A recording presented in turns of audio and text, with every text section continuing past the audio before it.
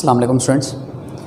तो previous lecture में lecture number 5 में हम लोगों ने बिगिन किया था with the factors affecting enzymatic activity, जिनमें हम लोग 3 फैक्टर्स देख चुके हैं। मैंने टॉपिक को ब्रेक किया था, मैंने कहा था 2 लेक्चर्स में बताऊंगा सारे के सारे फैक्टर्स। तो नेक्स्ट जो फैक्टर है that is the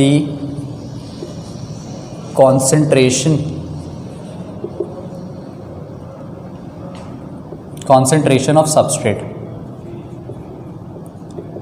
next factor में हमें देखना है कि कॉन्सेंट्रेशन ऑफ सबस्ट्रेट का क्या इफेक्ट होता है over the activity of an enzyme.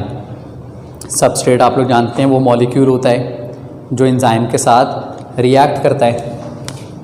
इसी हेडिंग में कॉन्सेंट्रेशन ऑफ सबस्ट्रेट में मैं एक और पॉइंट साथ में ऐड कर रहा हूँ जो कि हमारे पास बुक में गिवन नहीं है, मगर उस एक एस्पेक्ट को भी समझना उतना ही इम्पॉर्टेंट है जितना कॉन्सेंट्रेशन ऑफ सबस्ट्रेट को समझना इम्पॉर्टेंट है। वो एस्पेक्ट है सरफेस एरिया ऑफ सबस्ट्रेट का सरफेस एरिया। इस बात को समझने के लिए मैं एक सबस्ट्रेट ले रहा हूँ ऐसे ब्रिक फॉर्म में, ब्लॉक है जैसे, और फिर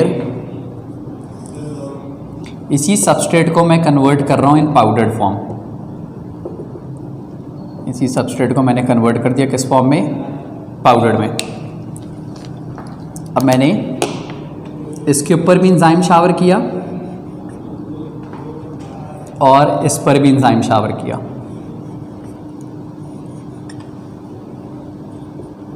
दोनों पर एंजाइम शावर कर रहा हूं। अब मुझे बताओ, सोचो ज़रा कि क्या बी में ज़्यादा रिएक्शन होगा या ए में? रिएक्शन ज़्यादा किस में आकर होगा? बी में आकर होगा ज़्यादा या ए में? तो जवाब इसका है बी में। जिन स्टूडेंट ने सोचा ए, इस पे जब मैं एंजाइम शावर करूंगा, जैसे कि एक ब्रेक है उसके ऊपर आप पानी फेंक रहे हो, तो ये ऊपर के मॉलिक्यूल्स तो आपको वेट मिल जाएंगे, मगर जब आप इस ब्रिक को तोड़ के स्कैटर्ड करोगे अंदर से बिल्कुल ड्राई मिलेगा।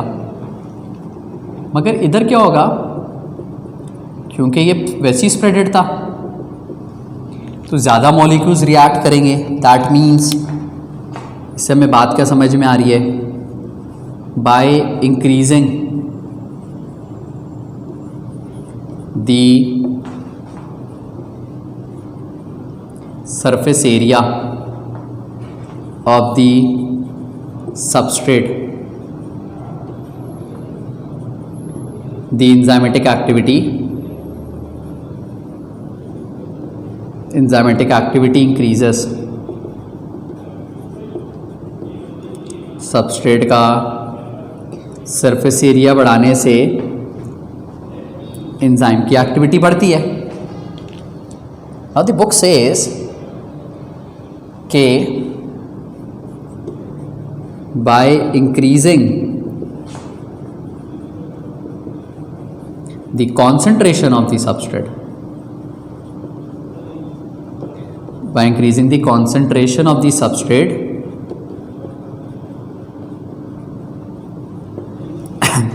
the enzymatic activity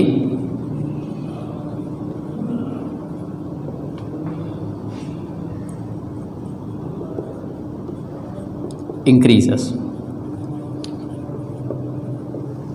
अगर मैं इसके साथ साथ एक और बात ऐड कर रहा हूं,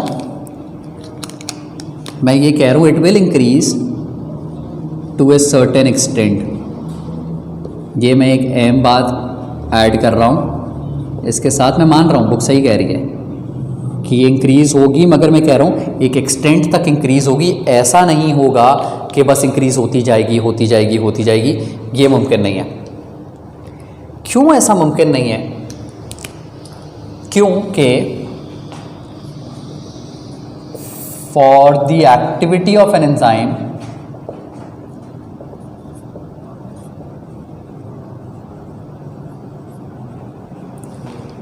A complex is necessary.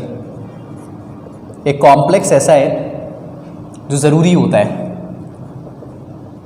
A complex is necessary called enzyme substrate complex. इसके लिए ज़रूरी है एक कॉम्प्लेक्स बनवाना। वो कॉम्प्लेक्स क्या कहला रहे हैं? Enzyme substrate complex. देखो एंजाइम तभी रिएक्ट करेगा जब वो सबस्ट्रेट के साथ मिले। और एक और बात याद रखो, that product can never be created, sorry, can never be greater than the reactant. Product कभी भी रिएक्टेंट से ज़्यादा नहीं होता, उसके इक्वल हो सकता है मगर उससे ज़्यादा नहीं होगा। अब इन बातों को समझते हैं। जैसे मैंने स्टार्टिंग में S is for substrate, E is for enzyme, P is for product। मैंने स्टार्टिंग में लिए 10 सबस्ट्रेट जिनको मैंने रिएक्ट करवाना था, और मैंने ले लिए 10 एंजाइम। ये 10 सबस्ट्रेट इन 10 एंजाइम के साथ रिएक्ट करेंगे, 10 का प्रोडक्ट आ जाएगा। अच्छा प्रोडक्ट मिल गया, मगर देखो सबस्ट्रेट के बराबर मिला, उससे ज़्यादा नहीं मिल सकता। नेक्स्ट टाइम मैंने लिए 10 सबस्ट्रेट बट लिए 5 एंजाइम। अब ज़रूरी है कि एंजाइम सबस्ट्रेट कॉम्प्लेक्स बने। पहले सबस्ट्रेट ने पहले एंजाइम के साथ बना लिए एक कॉम्प्लेक्स, दूसरे ने दूसरे के साथ, तीसरे ने तीसरे के साथ, चौथे ने चौथे के साथ, पांचवें ने पांचवें के साथ। जब यहाँ से 6 सबस्ट्रेट आएगा तो क्या यहाँ पे 6th एंजाइम अवेलेबल है? जब अवेलेबल ही नहीं है तो एंजाइम सबस्ट्रेट कॉम्प्लेक्स बन ही नहीं सकता। प्रोडक्ट कितने का आएगा? 5 का। क्यों 5 का आ रहा है? 6 का क्यों नहीं आया? क्योंकि छठा एंजाइम अवेलेबल ही नहीं है। रिएक्शन कौन करवाएगा भाई? तो सबस्ट्रेट बढ़ाया हुआ है मैंने, एंजाइम अवेलेबल नहीं है, रिएक्शन नहीं हो पाया, इतना ज़्यादा प्रोडक्ट नहीं बन पाया। अब मैं रख रहा हूँ 5 सबस्ट्रेट, 10 एंजाइम। पहला सबस्ट्रेट पहला एंजाइम, दूसरा दूसरा, तीसरा तीसरा, चौथा चौथा, पांचवा पांचवा। जब यहाँ से सबस्ट्रेट खत्म हो गए तो एंजाइम के साथ रिएक्ट कौन करेगा? कुछ है ही नहीं। प्रोडक्ट कितने का आएगा? 5। इस बात से हमें क्या समझ में आ रहा है कि जब तक एंजाइम सबस्ट्रेट इक्वालिटीज पर हैं, जब तक इक्वल हैं, तब तक आपको एक अच्छा प्रोडक्ट मिला। अब एंजाइम जो है वो सबस्ट्रेट से कम है, आपका प्रोडक्ट फॉल कर गया। सबस्ट्रेट कम है एंजाइम से, आपका प्रोडक्ट फिर फॉल कर गया। तो हाँ, कॉन्सेंट्रेशन ऑफ सबस्ट्रेट बढ़ाओ, एंजाइमेटिक एक्टिविटी बढ़ेगी, प्रोडक्ट बढ़ेगा, मगर एक एक्सटेंट तक। अब देखो यहाँ मैंने सबस्ट्रेट बढ़ाया मगर एंजाइम ही नहीं है, तो जब सबस्ट्रेट बढ़ा रहे हो और एंजाइम नहीं है तो प्रोडक्ट नहीं बनेगा। ज़रूरी बात क्या है कि जो एंजाइम है और जो सबस्ट्रेट है इनके प्रोडक्ट्स इक्वालिटी पर होने चाहिए। एंजाइम और जो सबस्ट्रेट है वो इक्वल हो, क्योंकि अगर इक्वालिटी पर नहीं है फिर इतना ज़्यादा प्रोडक्ट नहीं बढ़ेगा। तभी मैं कह रहा हूँ टू ए सर्टेन एक्सटेंट, या by increasing the amount of substrate the activity of an enzyme increases, but to a certain extent. वो एक्सटेंट कब तक है? जब तक दोनों की इक्वालिटी है।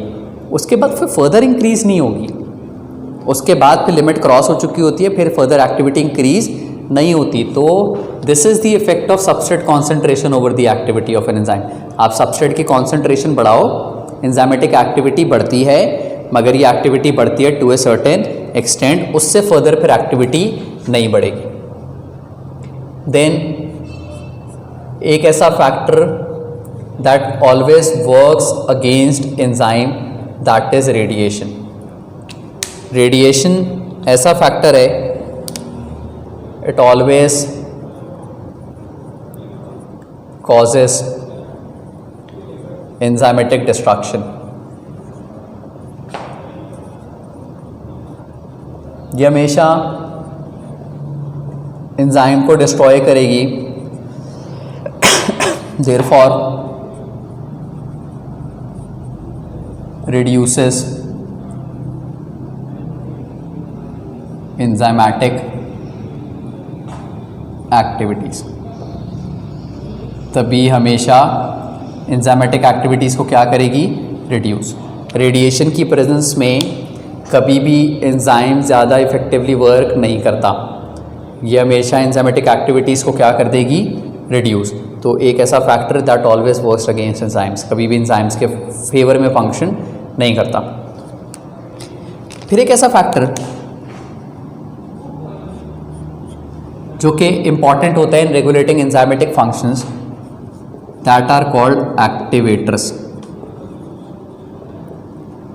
एक्टिवेटर्स को समझने के लिए कुछ इंपॉर्टेंट मार्किंग के लिए आप लोग बुक्स में ओपन करो और बुक्स में आओ, पेज 47, उसका पॉइंट 2, पेज 47.2 4 में लिखा हुआ है ना, कोएंजाइम्स और फिर दूसरे पे आ रहे एक्टिवेटर्स, लिखा हुआ है inorganic substances which increase the activity of an enzymes are called activator. इसको अंडरलाइन कर लो, एक अहम बात आ गई, कह रहे इनऑर्गेनिक सब्सटेंसेस होते हैं ये, these are always inorganic substances, यानी कि ऐसे सब्सटेंसेस जिनमें कार्बन नहीं होता।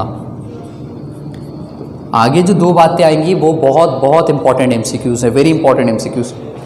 उन्होंने लिखा है magnesium is an inorganic activator for the enzyme phosphatase। Phosphatase एक एंजाइम है जिसका इनऑर्गेनिक एक्टिवेटर है मैग्नीशियम।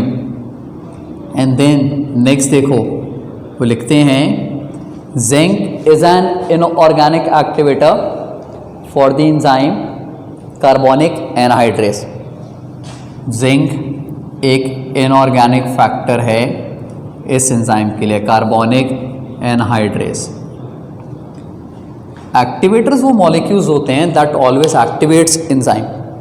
इनका हमेशा काम क्या होता है कि ये एंजाइम को क्या करें, एक्टिवेट हो। जाहिर है जब एंजाइम एक्टिवेट होगा वो अपनी एक्टिविटी करेगा, but there are certain factors that always inhibits enzymatic activity.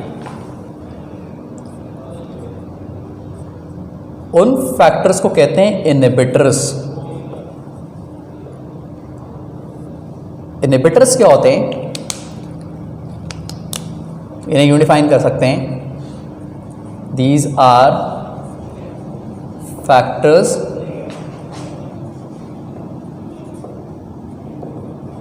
That inhibits enzymatic activities.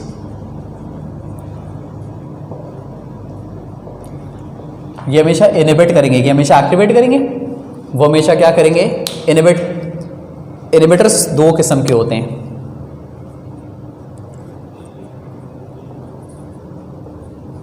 Types of inhibitor में इसकी फर्स्ट टाइप कहलाती है competitive inhibitor,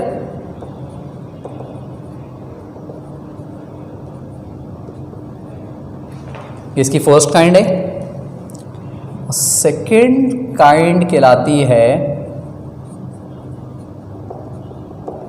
non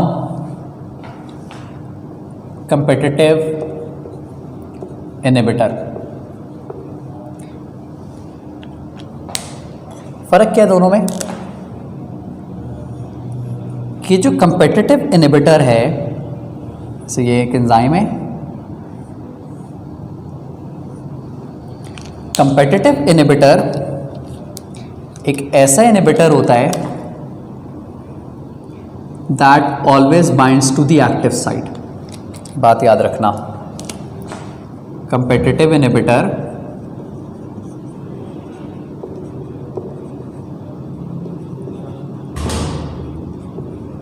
always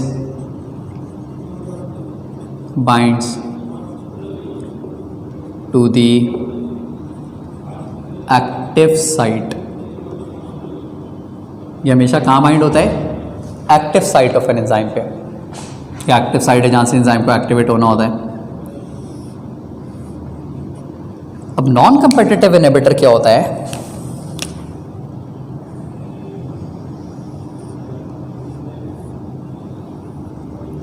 non competitive inhibitor bind होता है एक्टिव साइट पे नहीं, एलोस्टेरिक साइट पर enzyme के। आई होप आप लोग को ये बात याद हो, एक्टिव साइट क्या होती थी और एलोस्टेरिक साइट क्या होती थी. So the non competitive inhibitor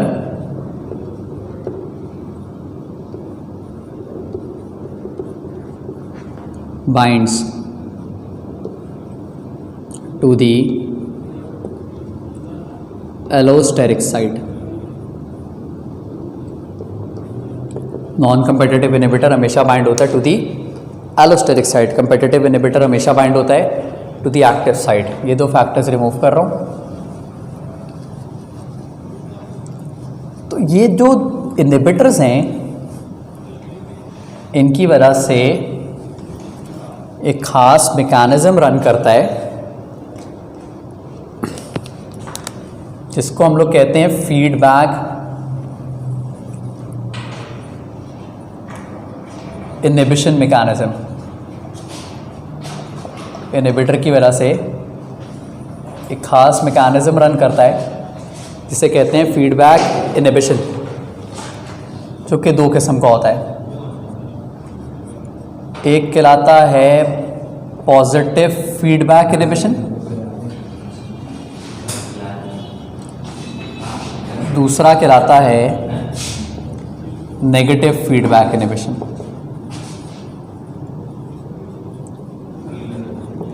सोचना है हमें इनहिबिटर के हिसाब से जिसका काम है एक्टिविटी ना होने दे. अब पॉजिटिव फीडबैक इनहिबिशन क्या होता है? If the inhibitor inhibits enzymatic activity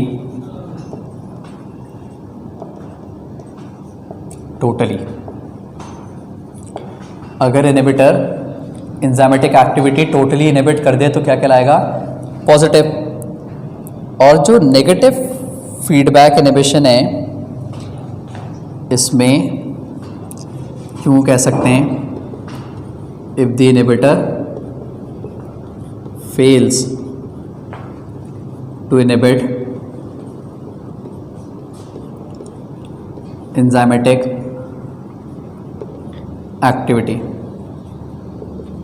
अगर ये एंजाइमेटिक एक्टिविटी को कंप्लीटली इनहिबिट ना कर पाए तो क्या आएगा? Negative feedback inhibition. अब हम लोग देखते हैं जो कंपेटिटिव इनहिबिटर है ये पॉजिटिव इनहिबिशन दे रहा है या नेगेटिव दे रहा है, फिर नॉन कंपेटिटिव का देखेंगे. कुछ समझने वाली चीज़ें. देखो कंपेटिटिव इनहिबिटर लगा है to the active site of an enzyme. सोचना क्या ओरिजिनल सबस्ट्रेट लग पाएगा? नहीं लगेगा. नहीं. क्या एंजाइम एक्टिवेट हो पाएगा? नहीं. तो जब एंजाइम एक्टिवेट ही नहीं हो पाएगा तो क्या एंजाइम अपनी एक्टिविटी करेगा? तो दैट मीन्स जो कंपेटिटिव इनहिबिटर है ये हमेशा पॉजिटिव फीडबैक इनहिबिशन देता है. फिर बोल रहा हूँ इनहिबिटर के हिसाब से सोचना है. पहली बात दिमाग में लाओ, इनहिबिटर का काम है एक्टिविटी इनहिबिट करना.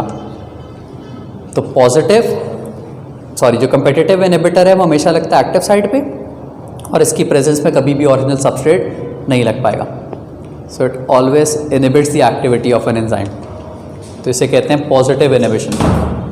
अब नेगेटिव का ज़रा सोचो, ये लगा है टू द एलोस्टेरिक साइट. तो इस एंजाइम का जो ओरिजिनल सबस्ट्रेट है वो यहाँ अटैच हो सकता है. अटैच भी होगा, रिसेप्टर्स उसको रिकॉग्नाइज भी करेंगे क्योंकि वो ओरिजिनल सबस्ट्रेट है. मगर क्योंकि एंजाइम की शेप ख़राब हुई हुई है एक्टिविटी थोड़ी सी कम हो जाएगी मगर इनहिबिट नहीं होगी. देखो सबस्ट्रेट लगेगा, एंजाइम एक्टिवेट होगा, एक्टिविटी भी होगी बट रिड्यूस होगी, बट एक्टिविटी तो हो रही है ना. दैट मीन्स कि ये टोटली इनहिबिट नहीं कर पाया. That is a negative inhibition. Negative feedback आ गया, टोटली इनहिबिट नहीं हो पाई. बट इफ इन केस मैं ऐसे लगा दूँ इस इनहिबिटर को, देखो मैंने इसको इस तरीके से लगाया कि मैंने एक्टिव साइट ही ख़राब कर दी है, एंजाइम ही डिस्ट्रॉय हो गया है. तो जब डिस्ट्रॉय हो गया क्या एंजाइम काम कर पाएगा? नहीं. जब काम नहीं कर पा रहा तो फिर क्या हो जाएगा? पॉजिटिव. तो इस बात से हमें समझ में क्या आया? कंपेटिटिव इनहिबिटर हमेशा पॉजिटिव इनहिबिशन देता है. कम्पिटिटिव इनहिबिटर हमेशा एंजाइमेटिक एक्टिविटीज़ को रोक देगा, मगर जो नॉन कम्पिटिटिव इनहिबिटर है ना, इधर एक चीज़ ऑप्शनल हो गई है, कभी ये पॉजिटिव इनहिबिशन देता है, कभी ये नेगेटिव इनहिबिशन देता है। तो ये वो सारे फैक्टर्स हैं जो कि इन्फ्लुएंस करते हैं ओवर एंजाइमेटिक एक्टिविटीज़। 3 फैक्टर्स हम लोगों ने प्रीवियस वाले लेक्चर में देखे थे और रिमेनिंग जो फैक्टर्स हैं वो हम लोगों ने इस वाले लेक्चर में देख लिया। कुछ इंपॉर्टेंट पॉइंट्स हैं जिनको मार्क करना है। बुक्स में आओ, बुक्स में page number 43 characteristics of an enzyme की हेडिंग है। पॉइंट नंबर 8 को मार्क कर दो, एमसीक्यू में पूछा जा सकता है। पॉइंट नंबर 8 के बाद पॉइंट नंबर 10 इंपॉर्टेंट है, एमसीक्यू में पूछा जा सकता है। ये 2 पॉइंट्स करैक्टरिस्टिक्स में से आते हैं फॉर एमसीक्यूज़। बाकी पूरा का पूरा चैप्टर हम लोग कवर कर चुके हैं। आगे किसी लेक्चर में चैप्टर नंबर 3 की सारी मैं मार्किंग भी करवाऊंगा, इसके एमसीक्यूज़ वगैरह भी सॉल्व करवाऊंगा, पहले अनाउंस कर दूंगा। तो यहाँ ही तक रखते हैं। This ends up the first chapter, that is chapter number 3। Next जो लेक्चर होगा उसमें हम लोग एक नया चैप्टर बिगिन करेंगे, दैट इज़ चैप्टर नंबर 2। इसको यहीं तक रखते हैं। क्लास ऑफ है। अल्लाह हाफ़िज़।